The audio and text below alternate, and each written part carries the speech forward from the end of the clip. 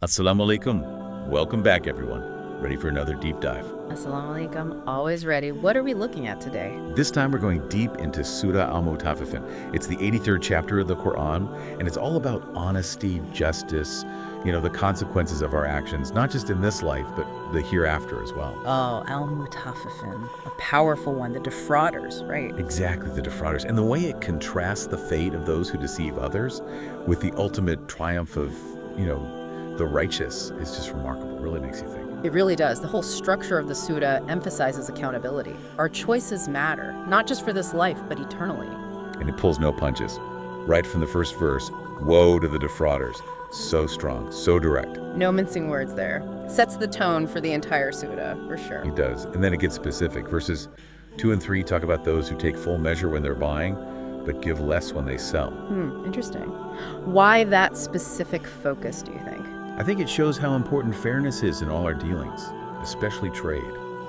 Imagine being on the receiving end of that kind of transaction, expecting a certain amount and getting less.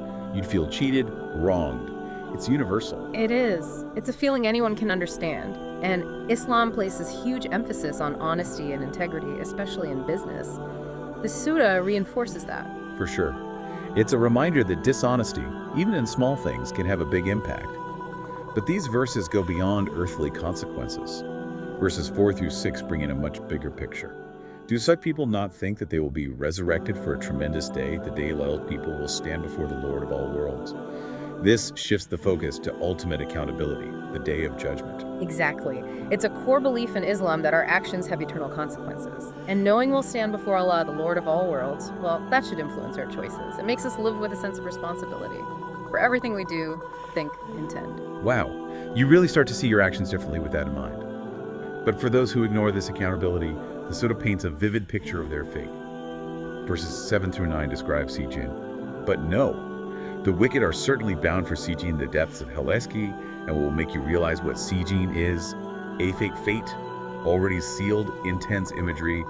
What does Sijin represent? It's more than just a physical place of punishment. Think of it as the ultimate separation from Allah's mercy and love. Spiritual darkness, despair. It's a fate already sealed. There's no coming back. The Surah doesn't shy away from showing how serious the consequences are for choosing wickedness. Heavy stuff. And then it addresses those who deny judgment altogether. Verses 10 to 14 say, woe on that day to the deniers, those who deny judgment day. None would deny it except every evil-doing transgressor. Whenever our revelations are recited to them, they say, ancient fables. But no, in fact, their hearts have been stained by all these evils they used to commit. It's not just rejecting a belief, it's like a deeper corruption, isn't it? Right, it's not just about not believing. The Surah suggests that denying the truth comes from a heart hardened by wrongdoing. Their actions become a barrier, stopping them from seeing and accepting the truth.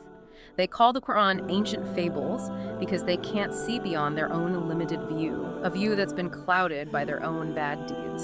And that separation from the truth ultimately leads to separation from Allah Himself. Verses 15 to 17 really drive this point home. They say, undoubtedly they will be sealed off from their Lord on that day. Moreover, they will surely burn in hell and then be told, this is what you used to deny.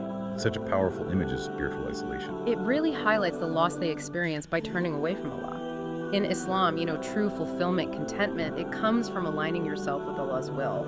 Those who reject that face the ultimate deprivation, a life without meaning, eternally separated from goodness and mercy. It's a bleak picture for sure. But the surah doesn't just focus on the negative. It presents a beautiful contrast. The fate of those who choose righteousness. Verses 18 through 21 describe Ilion.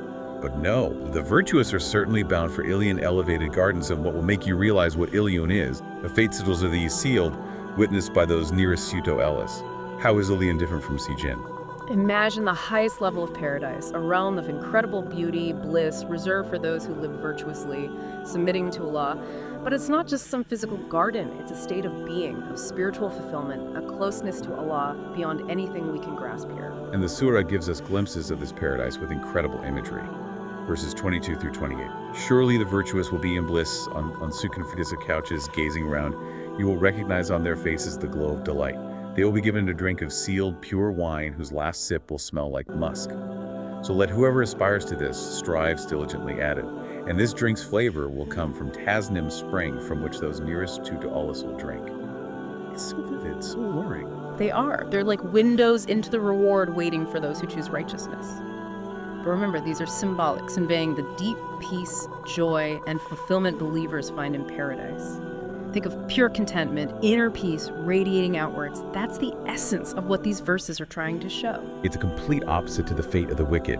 And then the final verses describe a dramatic reversal of fortunes. Verses 29 through 36 say, "Indeed, the wicked used to laugh at the believers, wink to one another whenever they passed by, and muse over these exploits upon returning to their own people. And when they saw the faithful, they would say, 'These fakers are truly astray,' even though they were not sent as keepers over the believers.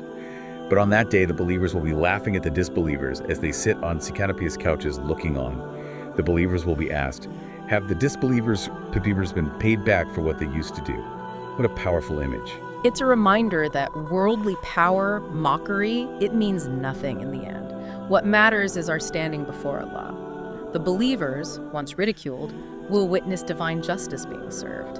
Their patience, their steadfastness in the face of all that, will be rewarded with eternal bliss. And those who mock them, well, they'll face the consequences of their actions. Truth and justice prevail. Surah Al-Mut is such a deep reflection on our choices and their lasting impact. It reminds us that honesty, fairness, accountability, they're not just abstract ideas, but qualities that shape who we are and where we end up. You put it beautifully.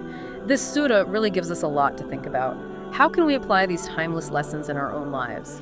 How do we make sure our actions are fair and honest, leading us towards Iliun, the abode of the righteous? Big questions worth considering as we navigate this world. Absolutely. Thank you for your insights. Assalamu alaikum. Assalamu alaikum.